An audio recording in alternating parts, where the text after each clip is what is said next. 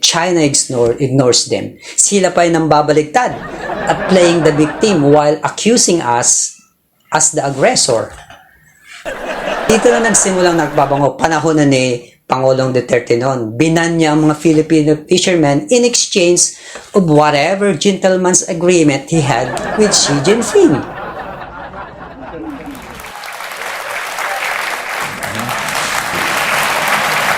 Welcome back mga nerds!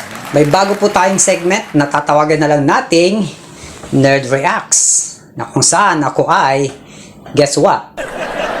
Yes, magre-react ako sa mga social media post. Well, surprise. Anyway, whether it's trending or not, basta kwela at interesting, ay gagawa natin ng reaction yan. Also, may follow-up reaction lang ako dito sa West Philippines yan po. Kasi after a few days, may bagong statement ang Malacanang. So let's analyze yung mga strategy na ginawa ng government natin hinggil dyan. So kailangan mo natin malaman yung timeline of events ng panghaharas ng China para sa mga hindi nakakaalam at para maliwanagan kayo. Nag-start talaga ito noong 2012 nung aarestuhin ng Philippine Navy ang mga Chinese dun sa Ayungin Shoal. Kasi itong mga ito, nagnanakaw sila, may kinuha sila illegally ng mga resources dun tulad ng corals, giant clams, sharks. Pero blinak ng Chinese militia vessels yung pag-aresto. Doon na nagsimula ang standoff. Take note, walang presence ng Amerikano dito nung time na yon. Remember, kick out natin sila. So nagkaroon ng dialogo ang China at Pinas na parehong magbaback out sa shoal para habang di pa nagkakaroon ng maayos na usapan. So nangyari, nag-back out ang Pinas, pero ang China hindi sumunod sa usapan. Nag-stay sila sa shoal at doon na nagsimula na sila mag-build ng military presence. At ngayon, hindi na tayo makapasok kasi mahina ang sandatang lakas natin. Since then, nakontrol na nila yung area, they imposed a fishing ban, and they always fire water cannon sa mga fishermen natin na nangingisda doon. So, ang response dito ng Pinas is to find a different approach by talking to ASEAN nations. It's also a legal option. Yun nga, nakipagdialogo ang Pilipinas sa ASEAN nations, pero walang napagkasundo ng mga ASEAN tungkol sa aggression ng China kasi yung mga neighbors natin na panahon ni Pinoy ito eh. So tinuloy ng Pinas ang legal option sa UN clause nga na nagresulta ng pagka-award sa atin ng ruling sa Hague noong 2016. Pero as usual, hindi ito na-recognize ng China. Despite the fact na member din sila. In response, nag-deploy pa sila ng missile dyan sa Paracels. At dito na nagsimulang nagbabango panahon na ni Pangulong Duterte noon. Binan niya ang mga Filipino fishermen in exchange of whatever gentleman's agreement he had with Xi Jinping. And then nagkaroon ng pandemic, while everyone is staying home, yung China naman, they continue to fortify their foothold dyan sa West Philippine Sea. Take note, by this time, 90% of the world countries are aware of the situation. And most of them are condemning China's aggressive action. Some of them are staying neutral and suggest a peaceful bilateral talks. And then yun na nga, nang mahalal si Presidente Marcos, nakita niya na wala namang napala ang Pinas sa mga pangako ng China kay Duterte. Na-realize ni PBBM na kailangan niya mag-pivot back ng alliance to the US. So now we have 9 EDCA sites in our country. This was the only time na nagkaroon ng American presence dito sa atin. Siyempre, yung decision na yun ni PBBM ay welcome na welcome ng Washington kasi nga ang US as a leader of Democratic Alliance of Nations, think about it, is now focusing on containing China's growing communist influence.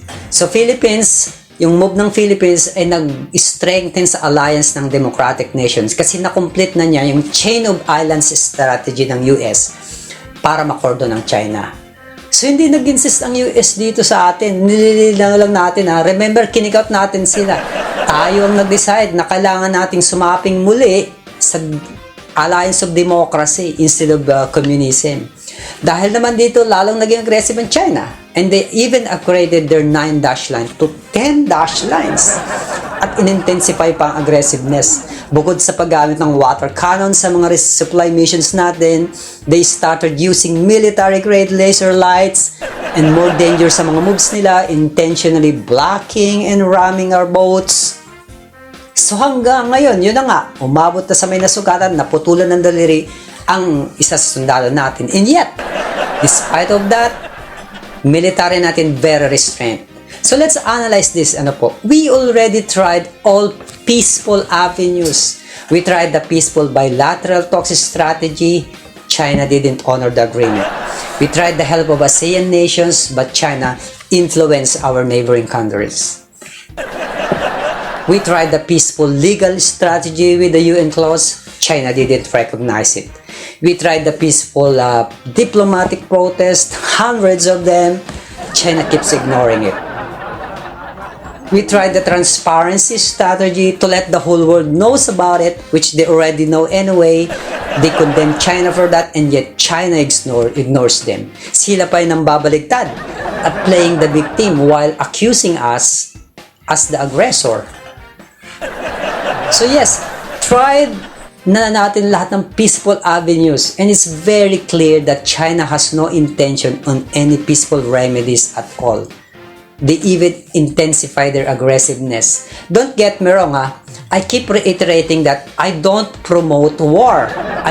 I didn't even suggest a declaration of war. What I keep suggesting is a firm action to stop China, because whatever China is doing now is very effective against us, which means it can also work against them. So why not give them the dose of their own medicine? We are dealing with an opponent who's clearly using Sun Tzu's philosophy. So don't wait for the time na kalambo may mamatay na isa sa ating mga Pinoy forces bago tayo mag-act firmly. So bottom line, Philippines' strategy, despite the fact that it's not working at all, is this.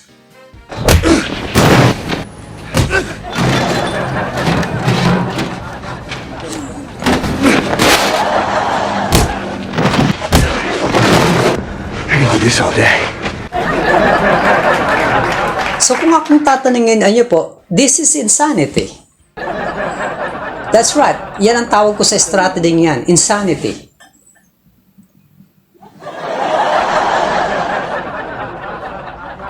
When we get back, latest news mga ka-nerds para dun sa mga nahuhuli sa balita. Commercial break muna tayo.